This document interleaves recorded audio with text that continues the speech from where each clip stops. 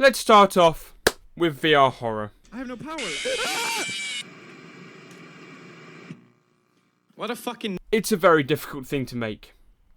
This is because you need to make the atmosphere of the game feel very bleak and dark, as well as making the player feel a sense of dread and horror while playing the game that they wouldn't otherwise feel. They really need to make the game feel immersive too, and make you feel like you're in that corridor with Nightmare Foxy. If all of this is done right, then you have an excellent VR horror game on your hands.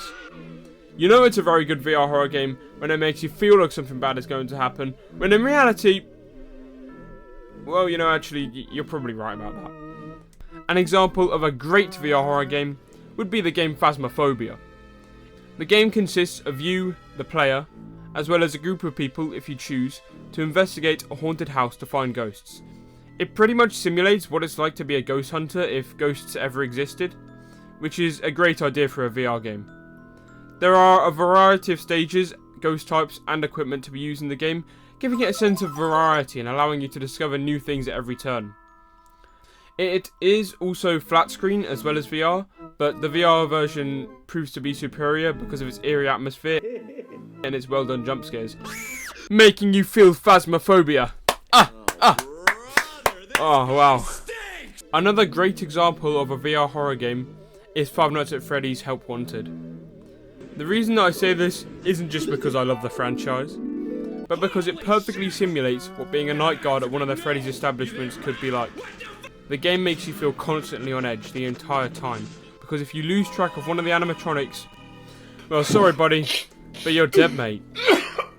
The atmosphere of the game is also brilliantly done, with most places being dark offices or just dark rooms in general, which you're stuck in, making you feel like a prisoner being fed to these animals.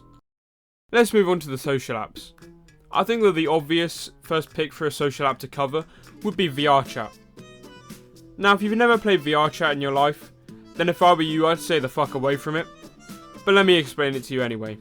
VRChat is more of a social media app than a game, as it allows you to properly connect and communicate with people that maybe have the same interests to you, or people that are similar to you in some way. It's honestly incredible and is the closest thing that we have right now to the Oasis from Ready Player One, with the amount of things to do, worlds to discover, and just people to meet.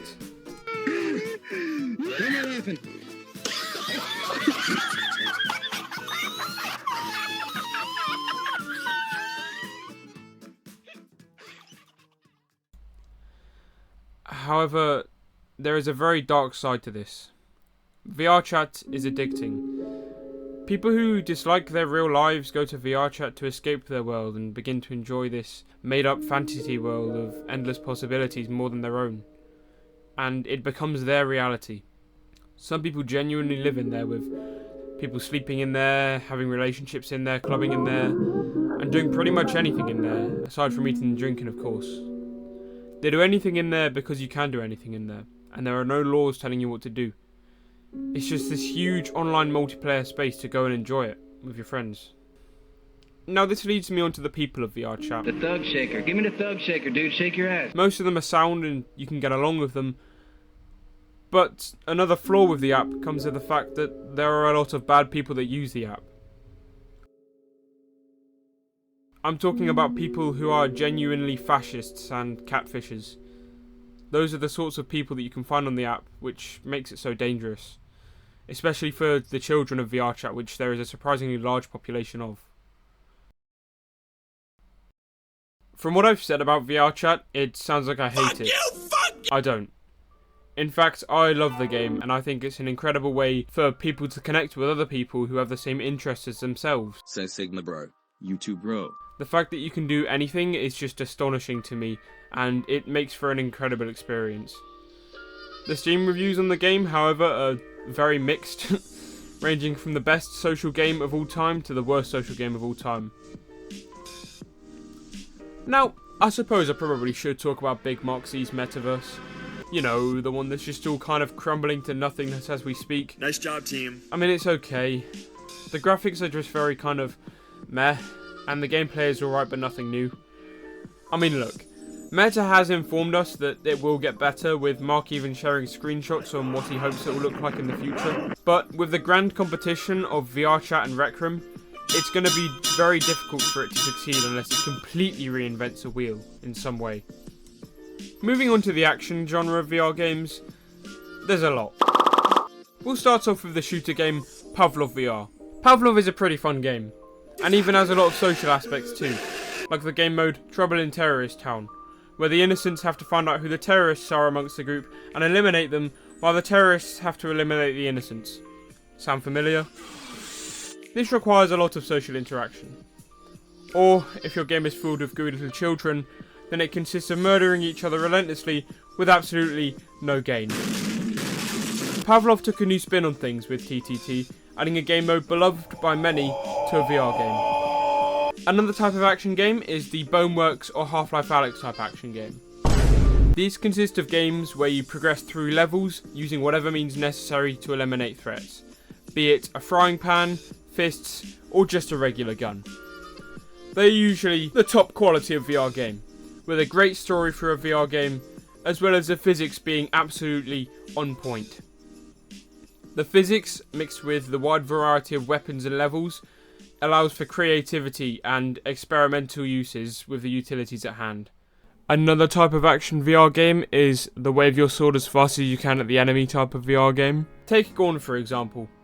Gorn is a great game, don't get me wrong, but the only flaw with it is to win, you just have to be waving your arm around as fast as you can at the bad guys to kill them. This is a whole other story with Blade and Sorcery, where the characters have the ability to block and dodge your attacks, making it so that you need skill to know when to be on the offensive side and when to be on the defensive side. This is why Blade and Sorcery was one of virtual reality's earliest masterpieces, because it was the only VR game to have good, realistic sword physics that made you feel like a knight at the time. I mean, sure, it's sick and twisted that us humans enjoy beheading other realistic humans with our real hands, but at least we enjoy it. Blade and Sorcery also allows you to be experimental too, with different environments giving you different ways to kill, as well as the insane weapon variety, and of course, the mods. One last great thing about gaming in VR is the mods. There are so many mods for virtual reality these days, and they're all great. I mean, VR chat is all about user creativity, and essentially every world and avatar that you download is user generated, so it can be considered a mod. Bone Lab was all about pushing the limits of VR modding in general, with you being able to add physics to models that you make and changing the way that they control. Blade and Sorcery is also huge for modding, with the most popular ones being the Star Wars mods, Dismemberment mods, and Time Stop mods.